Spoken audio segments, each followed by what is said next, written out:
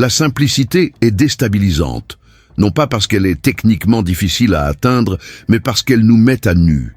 Elle nous dépouille des masques que nous portons pour paraître forts, intelligents ou productifs, nous laissant ainsi vulnérables, exposés, sans défense, comme si nous n'avions plus d'échappatoire. La simplicité n'est ni pauvreté, ni vide, ni absence de contenu.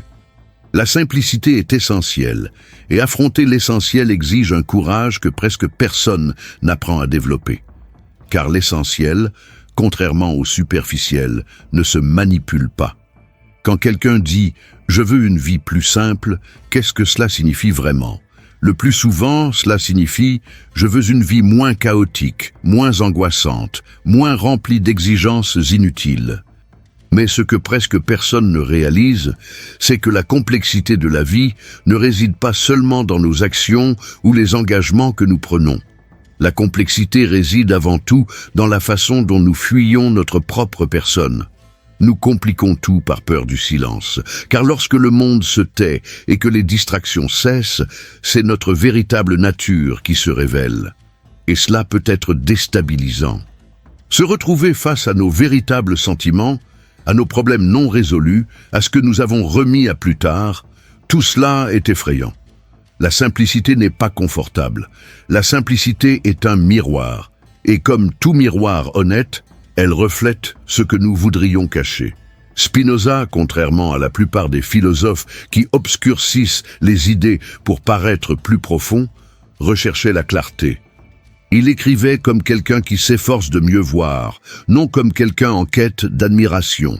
Il savait que la simplicité n'est pas superficielle, mais tranchante. Et ce tranchant tranche avec l'excès, il tranche avec la vanité, la comparaison, la peur de paraître inadéquate. Il tranche avec le besoin de faire ses preuves.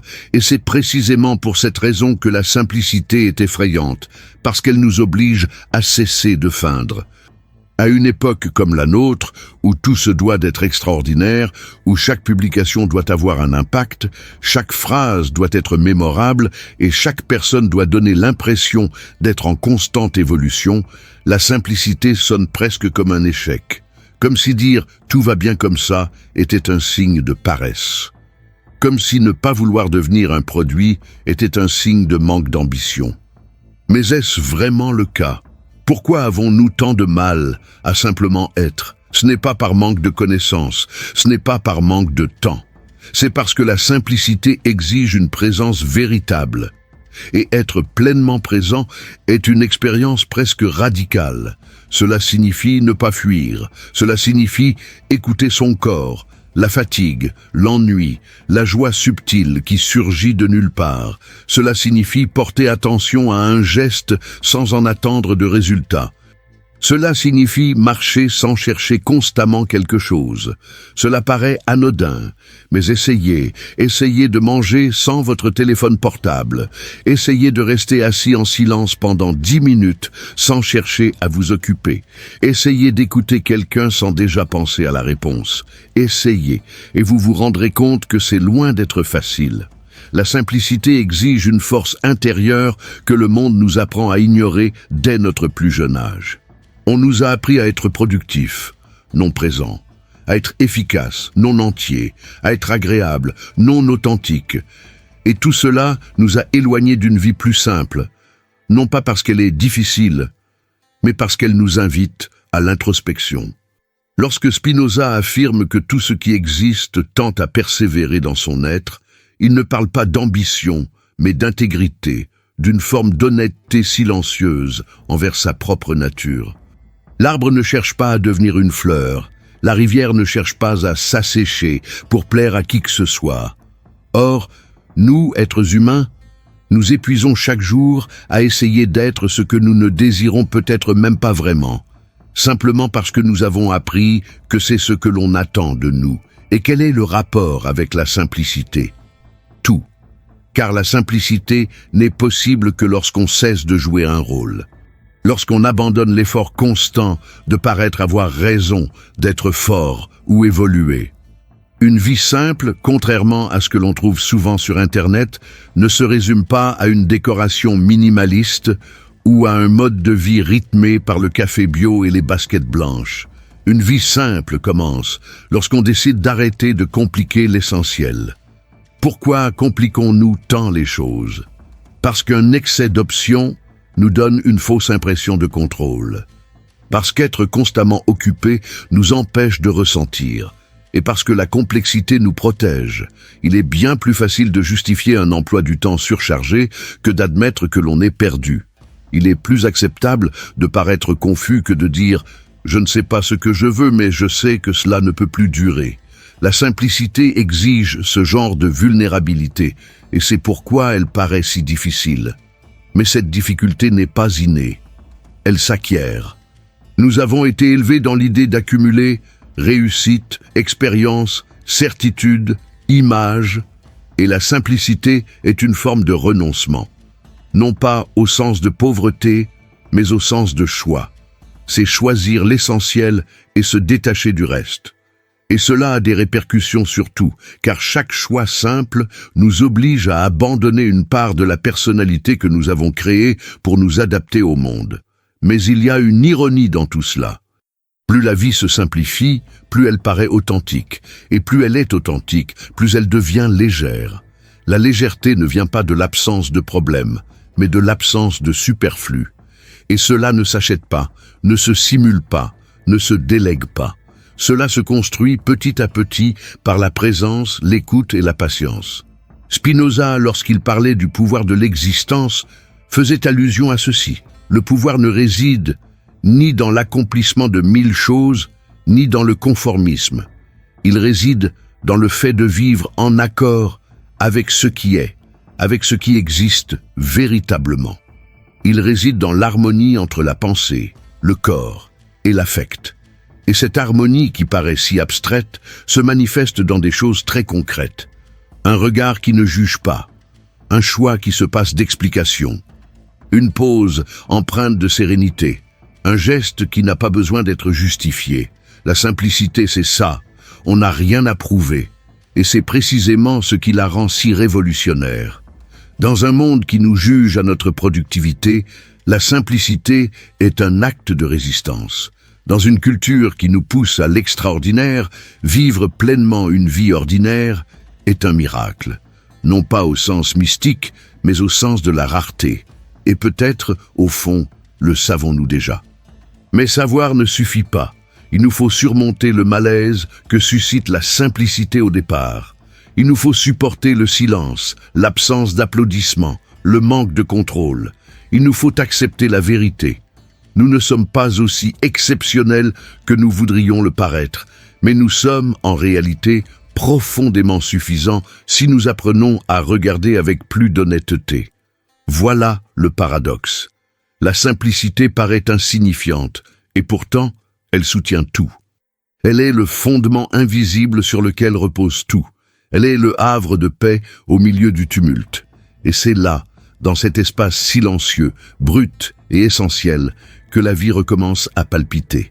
C'est là aussi que commence l'étape suivante, car une fois la simplicité acceptée, une nouvelle question se pose: comment vivre la liberté de celui qui n'a plus besoin de se cacher derrière ce qu'il n'est pas? Et cette question nous conduit inévitablement au cœur même du désir. Y a-t-il quelque chose de plus déroutant aujourd'hui que de savoir ce que l'on veut vraiment? Au réveil, on attrape son téléphone et on est assailli par des centaines d'images, de suggestions, d'objectifs et de réussites d'autrui. Et au milieu de ce brouhaha, une question simple et directe se pose. Que désirais-je? La plupart des gens ignorent la réponse. Non pas que le désir ait disparu, mais parce qu'il a été étouffé par 1000 couches d'attente. Le désir est toujours là, silencieux, presque caché, attendant d'être entendu, mais presque personne n'ose l'approcher. Spinoza concevait le désir non comme un manque, mais comme l'expression même de notre essence.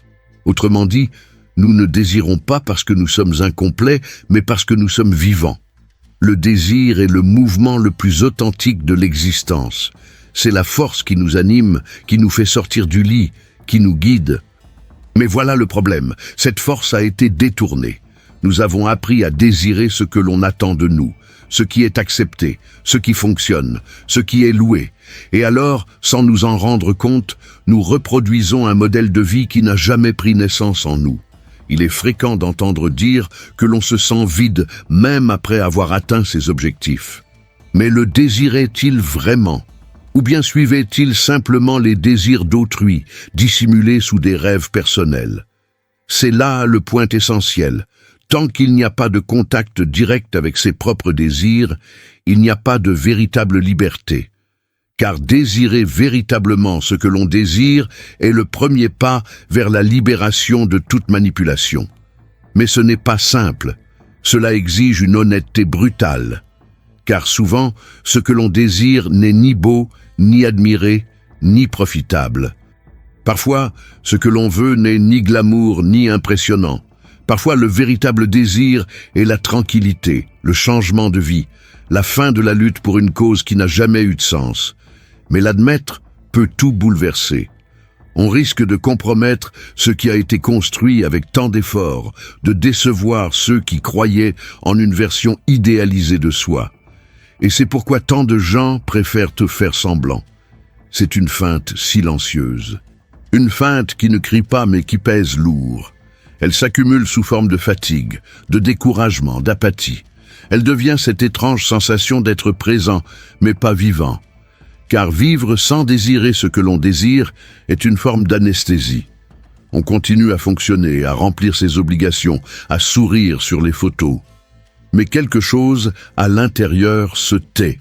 Et ce silence, avec le temps, devient un bruit. Un bruit qui perturbe le sommeil, qui gâche le dimanche, qui transforme la routine en prison. Spinoza disait que toute chose tend à persister en elle-même. Cela signifie que chaque personne, au plus profond d'elle-même, porte en elle une direction unique. Et ce qui empêche cette direction de se manifester, c'est la peur. Peur de se tromper, peur d'être jugé, peur de découvrir que son propre désir ne suffit pas à perpétuer le schéma appris. La peur crée un brouillard entre ce que nous sommes et ce que nous voulons. Et dans ce brouillard, la liberté disparaît. Car la véritable liberté ne consiste pas à faire ce que l'on veut, mais à désirer ce que l'on désire. Il s'agit de savoir clairement ce qui vibre dans soi, et d'avoir le courage de dire « voilà ce qui me fait vibrer ». Et ce désir peut paraître étrange aux autres, il peut sembler de la folie, il peut être perçu comme de l'immaturité, mais il est authentique. Et cela, en soi, change tout. La plupart des gens ne s'opposent pas au désir, ils l'ignorent simplement. Ils ont été conditionnés à obéir, à s'adapter, à faire ce qui fonctionne. Dans ce contexte, le désir devient un problème, car il questionne, il perturbe, il exige de l'espace. Mais il est impossible de vivre en ignorant complètement cette force. Elle se manifestera d'une manière ou d'une autre. Anxiété, colère injustifiée, fatigue persistante. Lorsque le désir est réprimé, il nous rend malades, et avec lui, la vie perd son sens. Désirer ce que l'on désire, c'est donner en retour. C'est comme ouvrir une porte restée longtemps verrouillée et y découvrir une version de soi-même qui n'a plus besoin de feindre ni d'impressionner. Elle a simplement besoin d'exister, authentique. Et cette authenticité transforme notre façon de travailler, d'aimer, de nous reposer. Elle change notre rapport au temps, à l'argent, aux autres. Certaines personnes disent ne pas savoir par où commencer. Mais la bonne question n'est pas « que veux-je faire de ma vie ?» mais plutôt « qu'est-ce qui vit déjà en moi et que j'ai ignoré ?» Le désir ne crie jamais, il murmure. Et ceux qui sont trop occupés à chercher des formules pour réussir n'entendent pas ces murmures. C'est là que la philosophie de Spinoza se révèle un outil précieux, car elle n'invite pas à l'auto-jugement, mais à l'observation. Elle nous enseigne que nous sommes traversés par les affects, et que ces affects façonnent nos choix. Autrement dit, au lieu de lutter contre ce que nous ressentons, nous devons comprendre ce qui nous affecte. Le désir authentique ne naît pas de l'effort, mais de l'écoute. Et pour écouter, le silence est nécessaire, le silence des autres, des comparaisons, des obligations vides de sens. Ce processus est douloureux, oui, Car désirer ce que l'on désire vraiment peut impliquer de rompre des promesses qu'il n'aurait jamais fallu faire. Cela peut signifier changer de cap alors qu'il est déjà trop tard. Cela peut signifier décevoir ceux qui pensaient que vous vouliez autre chose. Mais c'est un faible prix à payer comparé à ce que vous y gagnez, car lorsque le désir redevient notre guide, la vie cesse d'être une performance et devient un moment présent. Et il y a un détail dont presque personne ne parle. Désirer ce que l'on désire ne garantit pas le plaisir. Parfois, le désir véritable nous conduit sur un chemin difficile qui exige renoncement, patience et humilité. Mais même ainsi, la paix règne sur ce chemin, car il est authentique, et rien n'est plus épuisant que de vivre dans le confort d'un mensonge. L'invitation de Spinoza n'est donc pas de désirer moins, mais de désirer mieux. Il s'agit d'affiner le désir jusqu'à ce qu'il ne soit plus que désir, dépouillé de toute vanité ni exigence de perfection.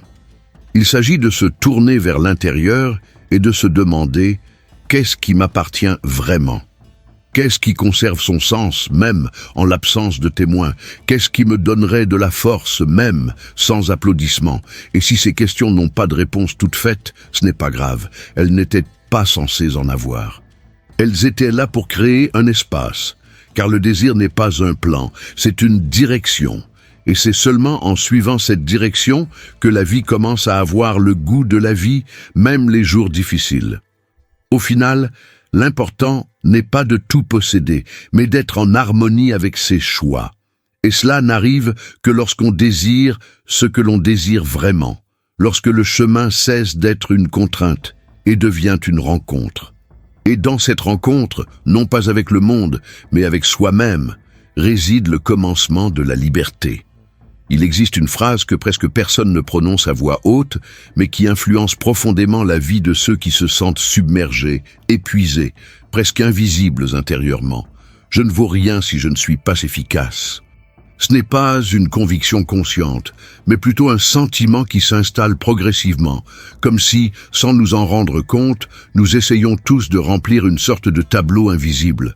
Un tableau qui exige performance, productivité, comparaison, et qui, au fond, n'est jamais satisfait.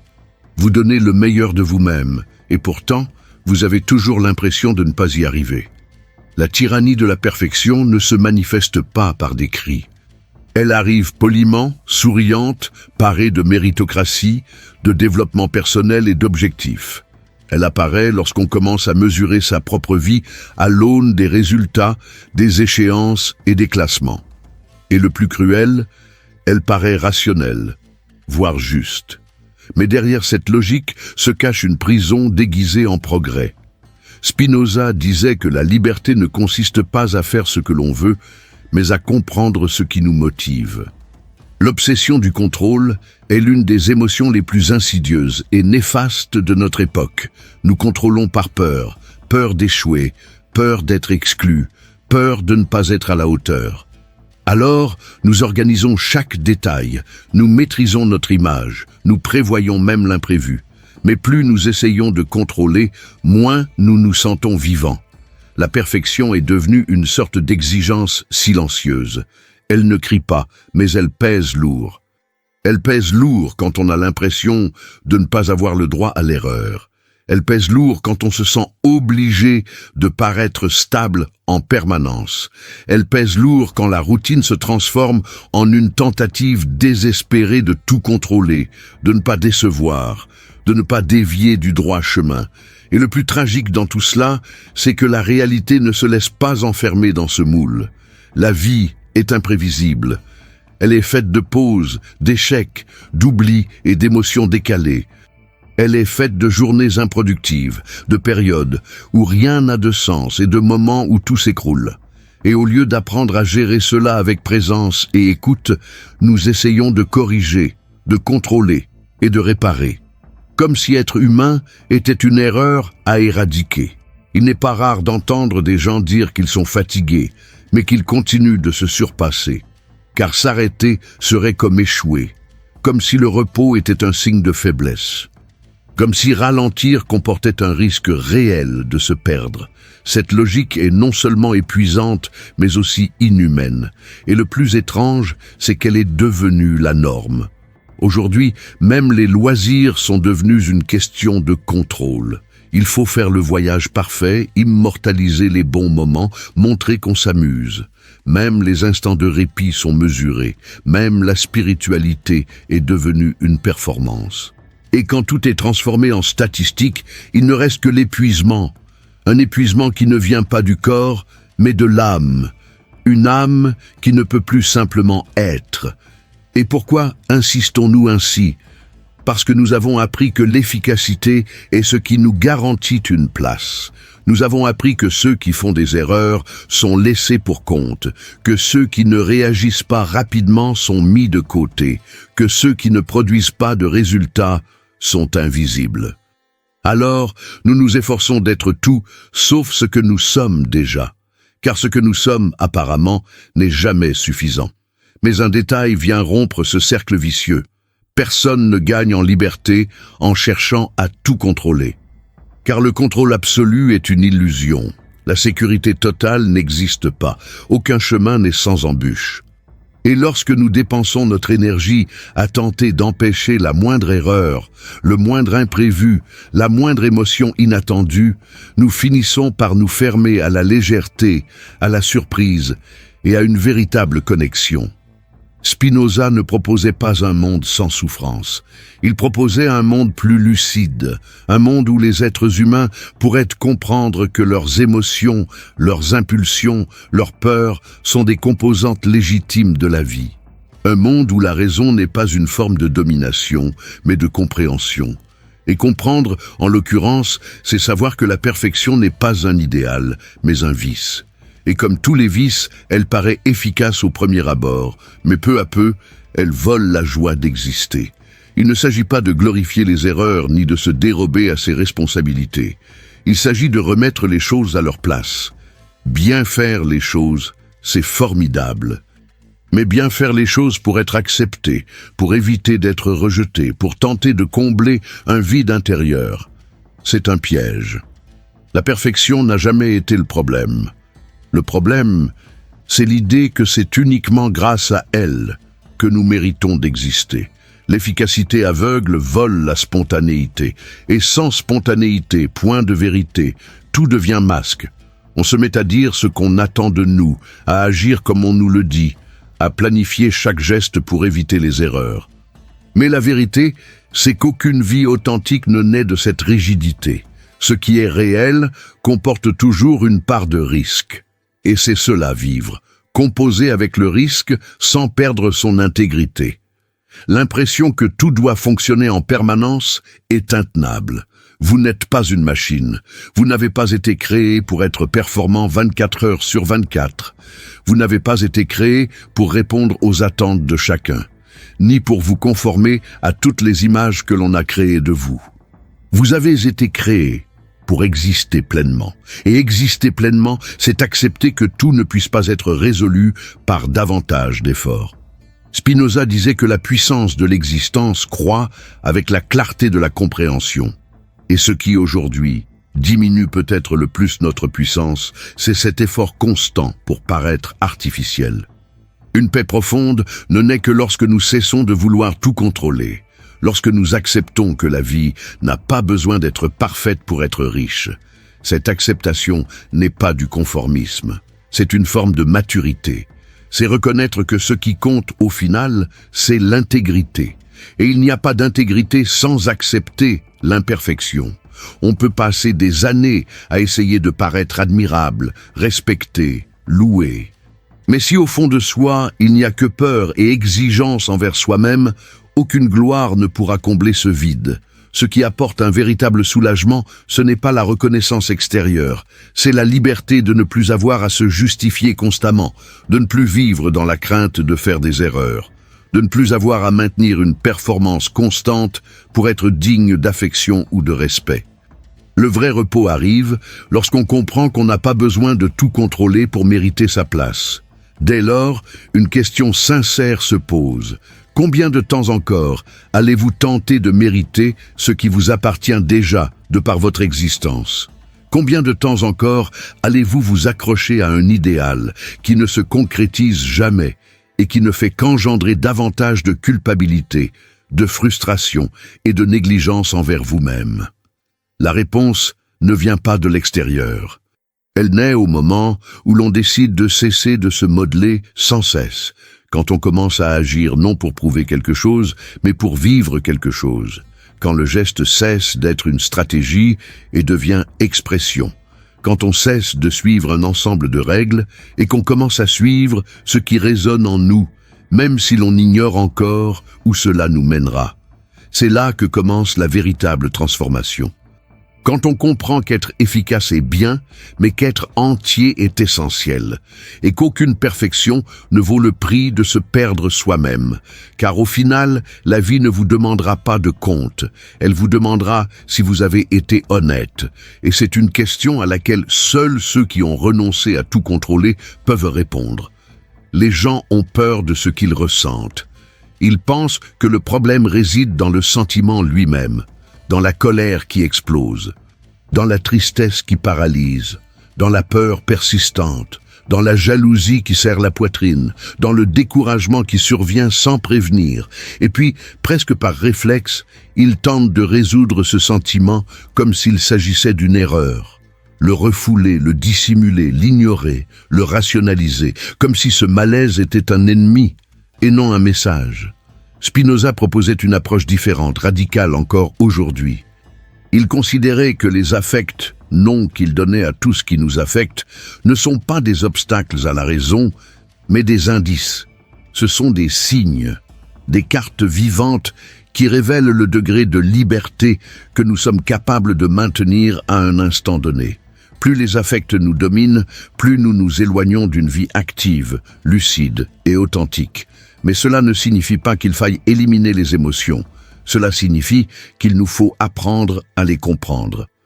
Rien n'est dû au hasard. Chaque émotion a une cause. Pourtant, la plupart des gens cherchent à se débarrasser de ce qu'ils ressentent avant même d'en comprendre l'origine. Et lorsqu'on néglige cette phase d'écoute, on répète le même schéma. La colère revient. La tristesse persiste. La peur grandit. Car il ne s'agit pas d'expulser l'émotion, mais de comprendre ce qu'elle a à dire, de percevoir le mouvement qui la sous-tend. Et pour cela, la présence est essentielle. La pause est essentielle. Il faut du courage pour ne pas fuir sa propre expérience. Beaucoup pensent que la liberté consiste à faire tout ce qu'on veut. Mais ce n'est qu'un réflexe. La vraie liberté, c'est comprendre ses motivations avant d'agir. C'est analyser l'impulsion avec lucidité.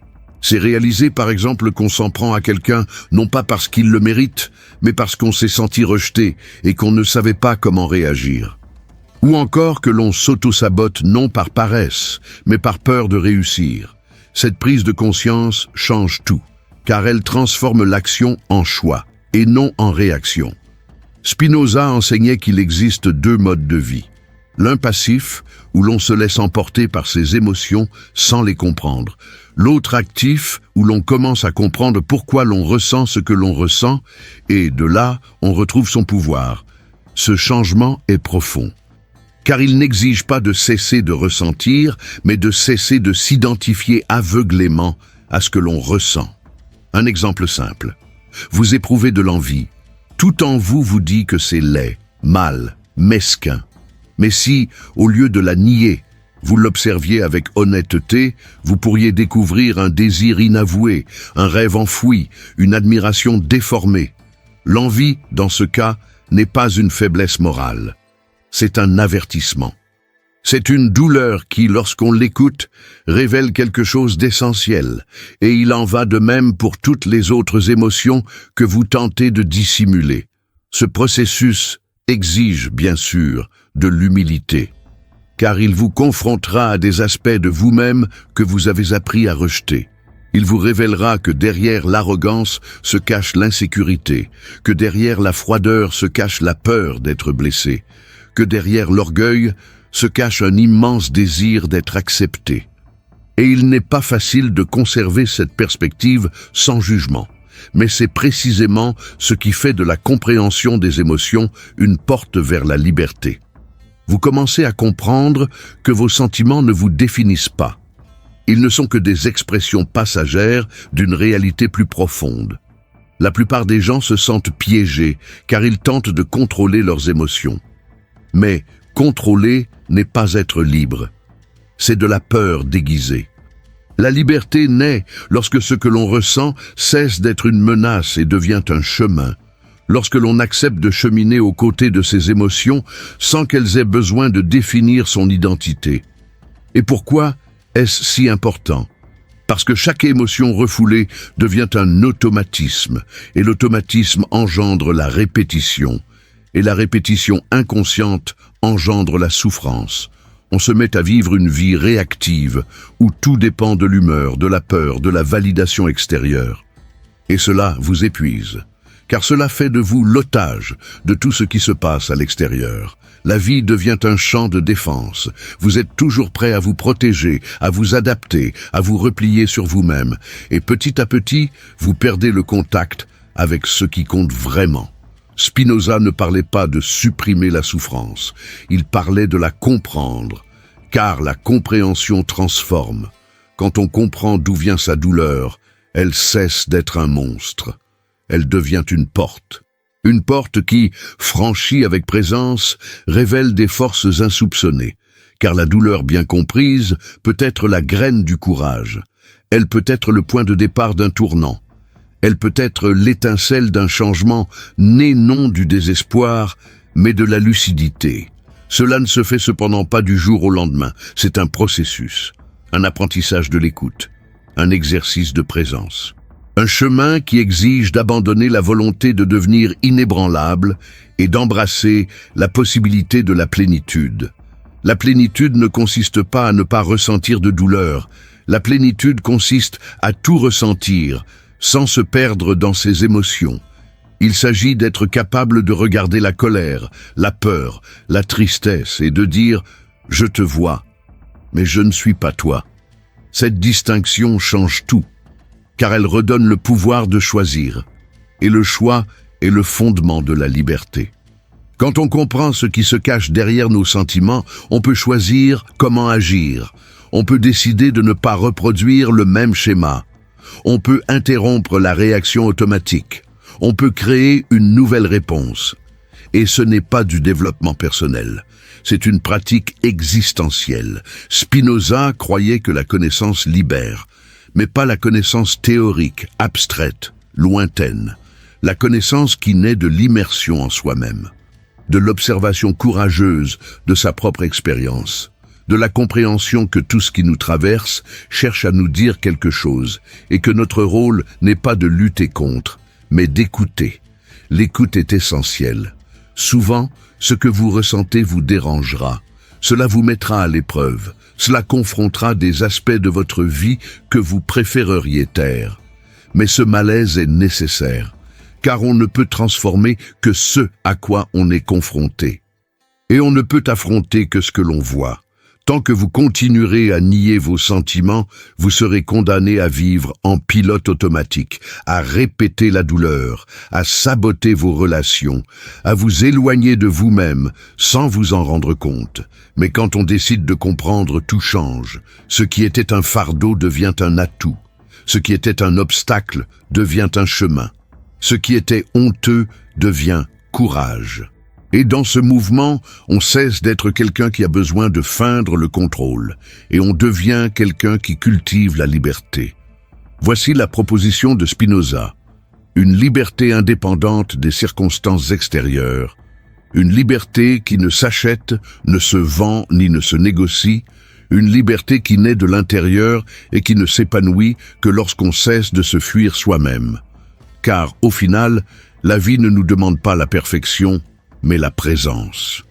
Et la présence n'est possible que lorsqu'on comprend que ce que l'on ressent n'est pas un problème, mais le guide. Et le guide le plus juste est toujours celui qui ramène à soi. Il y a une différence immense entre être heureux et être vivant. Le bonheur est devenu un produit, quelque chose à conquérir, à afficher, à prouver. C'est une joie superficielle, faite de photos, de citations inspirantes, d'apparence. La joie de Spinoza est tout autre chose. Elle n'a rien à voir avec l'euphorie, ni avec un enthousiasme démesuré. La vraie joie, c'est discrète. C'est le sentiment que quelque chose en soi s'est épanoui, même imperceptiblement. C'est comme si votre poitrine s'ouvrait et que, l'espace d'un instant, toute votre vie y trouve sa place. Pour Spinoza, la joie n'est pas une récompense, mais un signe. C'est comme si la vie nous parlait à travers elle. Ressentir de la joie, c'est que notre force vitale s'est accrue. Et l'inverse est tout aussi vrai. Se sentir diminué, contraint, sous pression, c'est qu'en nous, quelque chose s'affaiblit. La joie ne dit pas « tu as raison », elle dit « tu es vivant ». Et cela transforme radicalement notre perception de notre propre cheminement. Presque tout le monde cherche le bonheur comme s'il s'agissait d'un objet, d'une destination finale, d'un point d'arrivée. Mais la joie essentielle n'est pas quelque chose que l'on atteint, c'est quelque chose que l'on reconnaît. C'est cette petite voix intérieure qui nous indique que le chemin emprunté a du sens. Et souvent cette voix est si subtile qu'on ne l'aperçoit que lorsqu'on apprend à l'écouter. Spinoza ne s'intéressait pas à la manière d'être heureux au quotidien, mais à la manière de ne plus être guidé par la peur. Et en cela, la joie agit comme un phare. Pensez au nombre de fois où vous vous êtes éloigné de quelque chose qui vous faisait du bien, car cela vous semblait insignifiant. Parce que cela ne vous conférait aucun statut, n'impressionnait pas, n'avait rien de grandiose. Combien de fois avez-vous ignoré le calme que vous ressentiez dans un lieu ou le confort d'être avec quelqu'un qui n'exigeait pas de faux semblants? La joie, en ce sens, est timide. Elle ne rivalise pas. Elle ne mendie pas. Elle apparaît simplement. Mais pour la reconnaître, il faut accepter de ralentir, de se prêter à l'écoute de soi-même, d'admettre que tout ce qui brille à l'extérieur n'illumine pas forcément l'intérieur. La joie est authentique, elle ne se cache pas, mais elle ne s'impose pas non plus. C'est pourquoi il est si facile de l'ignorer lorsque nous sommes pris dans la quête incessante d'approbation. Le problème, c'est que lorsque l'approbation devient une priorité, la joie se transforme en bruit de fond. Et l'on commence à vivre selon les attentes des autres, à laisser ces derniers décider de ce qui devrait ou non nous satisfaire. Spinoza a souligné que les émotions peuvent nous emprisonner, mais aussi nous libérer. La joie est l'émotion qui nous ouvre. Elle nous révèle une force intérieure insoupçonnée. Elle ne se contente pas de dire « c'est bien », mais cela vous épanouit. Et lorsqu'une chose vous épanouit, vous en ressentez les effets sur votre corps. Votre esprit s'éclaircit. Le temps semble s'écouler différemment. Non pas parce que tout est parfait, mais parce que cette action, ce choix, cette présence vous rendent plus entier. Et cette plénitude est à l'opposé de ce que l'on observe dans la vie moderne. Aujourd'hui, presque tout nous fragmente. Les exigences, les échéances, les jugements, la comparaison incessante. Chaque notification semble nous en demander toujours plus. Et plus on s'efforce de suivre ce rythme, plus on s'éloigne de son plein potentiel. La joie agit comme un rappel silencieux. Tu n'es pas né pour vivre en morceaux. Il arrive que la joie se manifeste dans les détails les plus simples, dans la spontanéité d'une personne, dans une conversation qui ne fait que créer du lien, dans une tâche ordinaire accomplie avec calme, dans un geste imperceptible. Mais notre culture a appris à minimiser tout ce qui est simple. C'est comme si la joie n'avait de valeur que lorsqu'elle est extraordinaire, immortalisée, partagée. Or la joie qui guide la vie n'a pas de scène. Elle se révèle lorsque l'on est sincère sur son propre chemin. Cette honnêteté est effrayante, car elle peut révéler que vous êtes loin de ce que vous désiriez vraiment, que vous avez accepté un mode de vie qui vous diminue, que vous vous êtes habitué à une routine épuisante, que vous vous êtes façonné pour des environnements qui vous étouffent. Mais prendre conscience de cela est précisément le début du changement. Car lorsque vous réalisez où la joie n'a pas sa place, vous commencez à comprendre où votre vie a également cessé d'avoir sa place. Spinoza ne croyait pas qu'il faille éliminer la douleur. La douleur fait partie intégrante de l'existence. Elle nous traverse, nous instruit, nous fait mûrir. La joie ne remplace pas la douleur, elle coexiste avec elle. On peut être triste tout en éprouvant un certain respect pour sa propre vie. On peut traverser des difficultés et percevoir malgré tout de petites étincelles de force qui jaillissent lorsqu'on agit en accord avec sa vérité intérieure. La joie, en ce sens, est un mouvement. Non pas une émotion isolée, mais un accroissement de puissance. Et la puissance n'est ni force physique, ni ambition, ni conquête. La puissance, c'est la capacité d'agir de l'intérieur, et non par peur. C'est savoir avancer avec lucidité, même sur un chemin difficile. C'est avoir le courage de reconnaître la cohérence d'une chose, même si personne ne la comprend. C'est maintenir un geste spontané, non le fruit d'une tentative désespérée d'être accepté. Quand on comprend cela, la vie change. Car, au lieu de courir après des promesses de bonheur, on se met en route vers ce qui nous fortifie. Et ce changement peut être simple.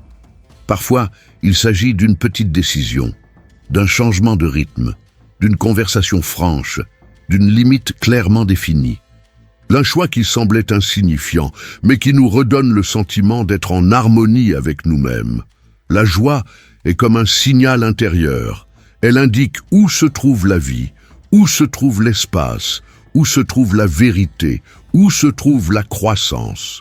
Et peu importe si cette croissance est lente, ce qui compte, c'est qu'elle vous enrichisse. Et tout ce qui vous enrichit a de la valeur. Le monde peut vous offrir des milliers d'explications, des milliers de chemins, des milliers de règles. Mais vous seul pouvez ressentir ce qui donne un nouveau souffle à votre vie. Vous seul réalisez quand votre cœur s'ouvre, même un instant. Cet instant est précieux. C'est la vie qui vous dit « Voilà le chemin ». Et lorsque vous commencez à suivre ce signe, aussi subtil soit-il, quelque chose de profond se réorganise. Car la joie ne ment pas, elle ne masque rien, elle ne fait pas de fausses promesses. Elle indique simplement qu'à cet instant précis, vous êtes en harmonie avec votre essence. Elle vous redonne le sentiment d'appartenir à vous-même. C'est pourquoi la joie est une boussole. Elle ne pointe pas vers l'avenir, mais vers l'instant présent. Elle ne pointe pas vers des objectifs, mais vers le présent.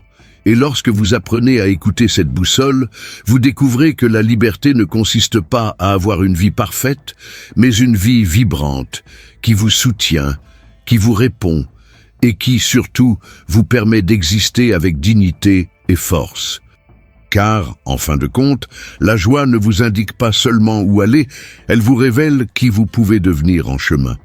Une obsession silencieuse se développe en filigrane dans presque tous les discours sur le développement personnel. L'idée que, pour bien vivre, il faut d'abord découvrir qui l'on est.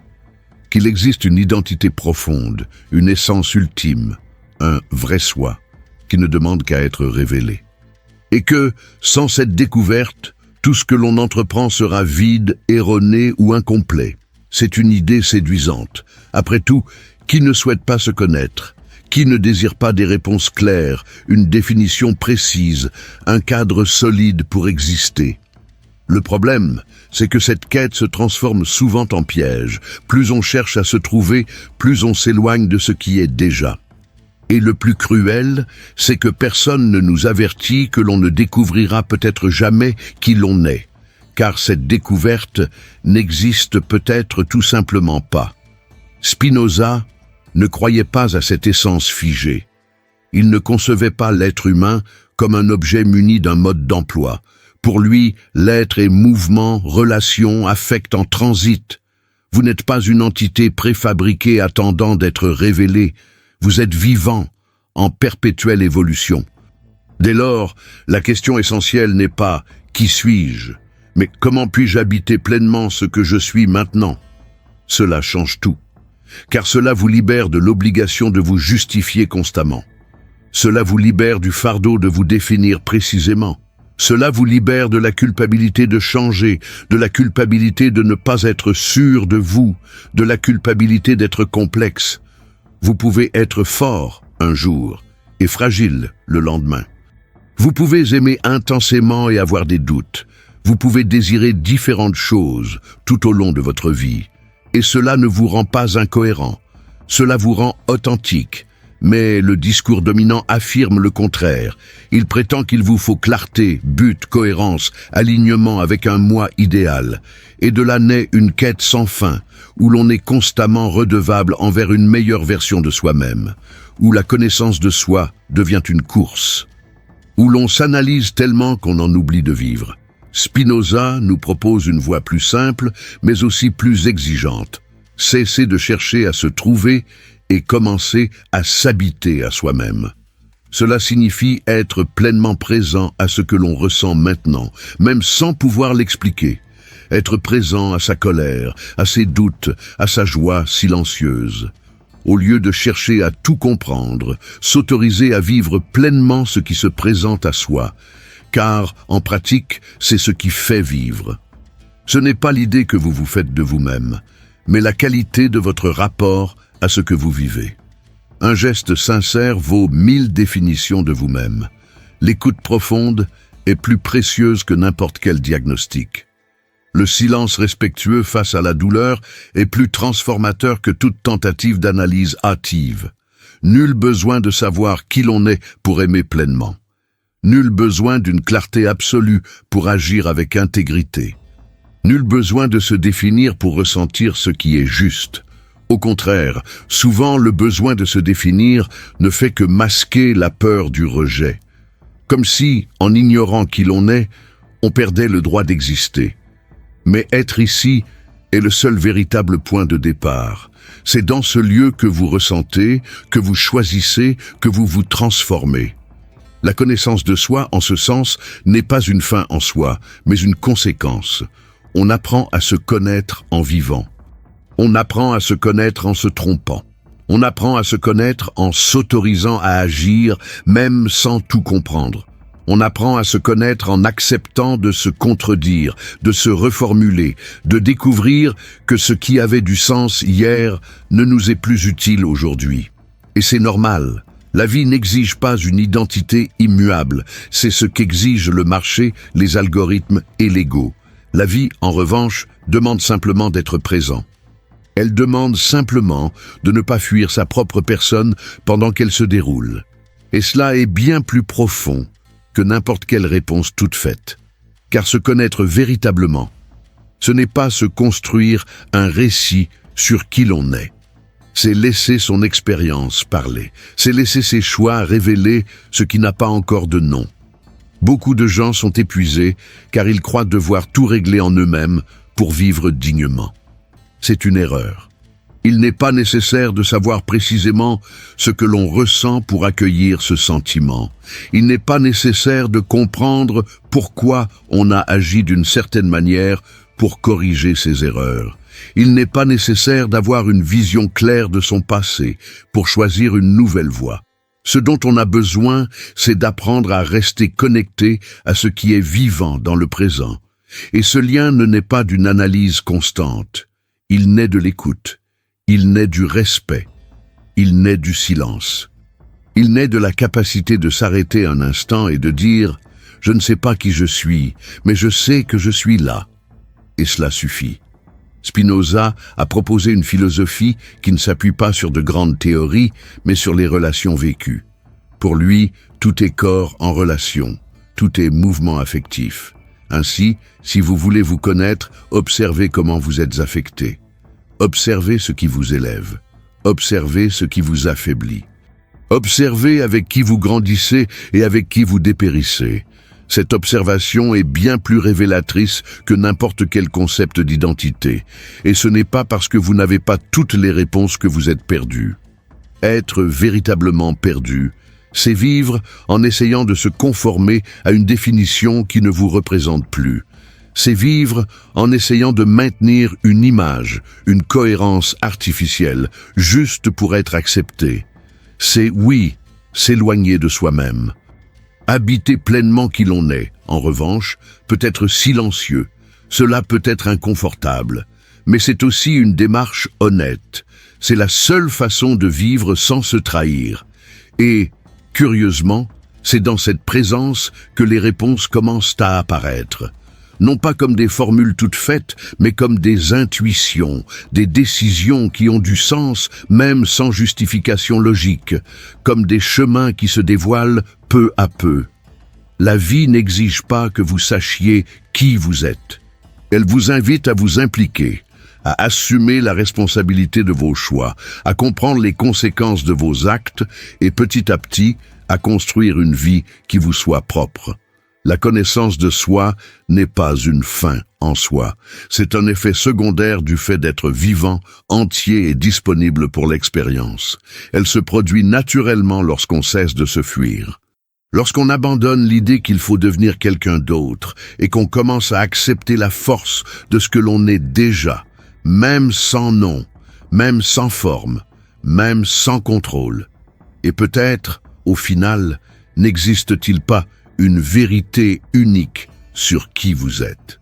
Ce qui s'en rapproche le plus, c'est peut-être votre façon d'interagir avec les autres, avec la douleur, avec le temps, avec le silence. Votre identité ne réside peut-être pas dans ce que vous dites de vous-même, mais dans la façon dont vous prenez soin de ce qui est réel, ici et maintenant. Peut-être n'as-tu pas besoin de te trouver. Tu as juste besoin de t'autoriser à être. Car qui tu es est déjà là. Et cela ne demande qu'une seule chose, un espace pour exister. Il existe une idée fausse qui imprègne presque tous les débats sur la maturité, la spiritualité, la liberté et la conscience de soi. L'idée qu'accepter signifie renoncer. Qu'accepter signifie se résigner, se contenter de peu, abandonner tout changement. Comme si accepter était l'opposé de lutter, de se transformer, d'évoluer. Et c'est pourquoi la plupart des gens cherchent à tout contrôler, à tout forcer, à résister à tout, même à ce qui ne peut être changé. Spinoza ne considérait pas l'acceptation comme une faiblesse, mais comme une forme d'intelligence. Non pas une intelligence calculatrice, mais une sagesse profonde qui comprend les rythmes de la vie et sait quand agir et quand simplement accompagner le mouvement.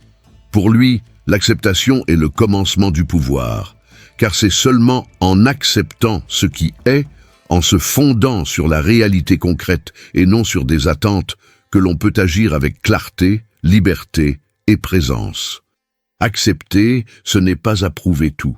Ce n'est pas trouver du bon dans ce qui fait mal. Ce n'est pas trouver du juste dans ce qui est injuste.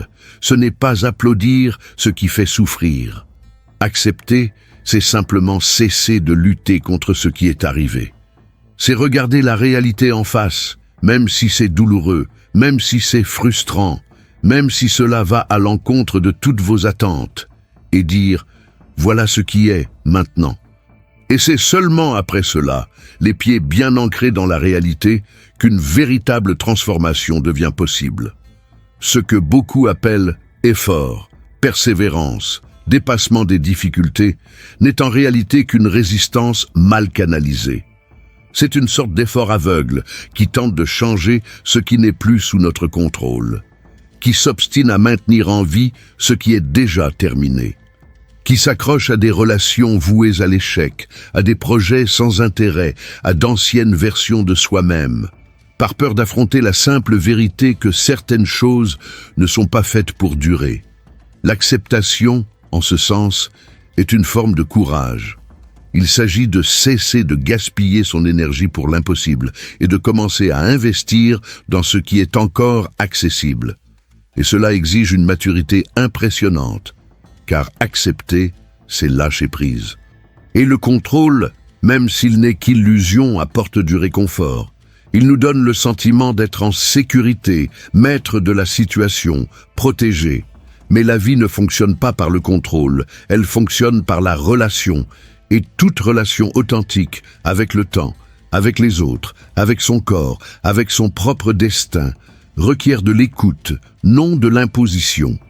Spinoza disait que toute chose dans la nature agit selon ses propres besoins intrinsèques. Le soleil ne se lève pas pour nous plaire. La mer ne se retire pas parce que quelqu'un le souhaite. La pluie ne nous attend pas.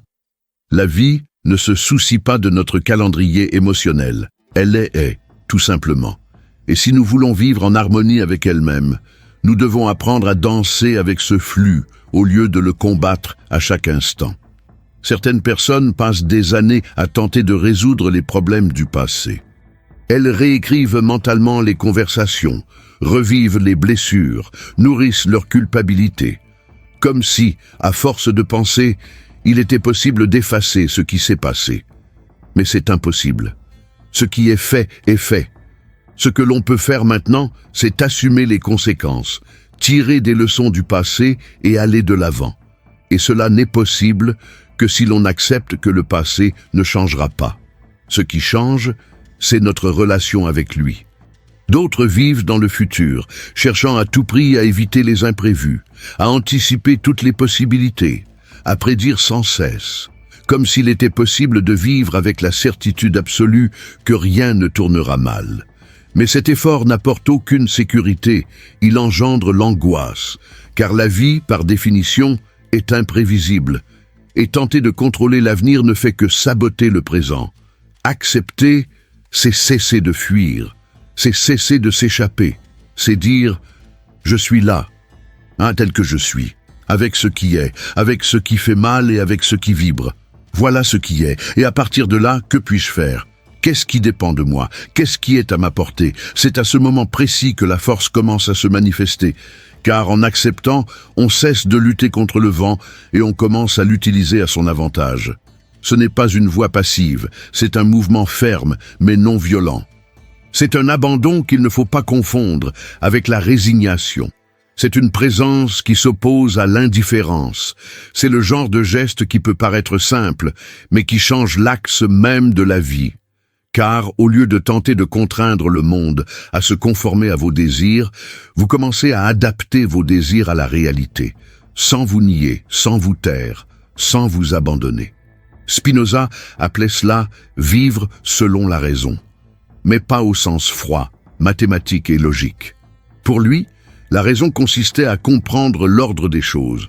C'était discerner clairement où commence sa responsabilité et où s'arrête son pouvoir, et, à partir de là, agir avec lucidité.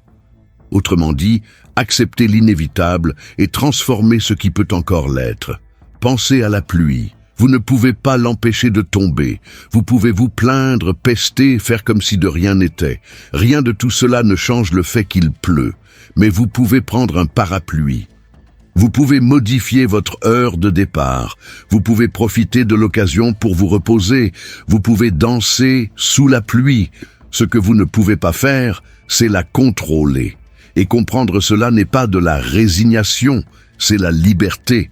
Beaucoup craignent d'accepter, car ils pensent que cela revient à se conformer.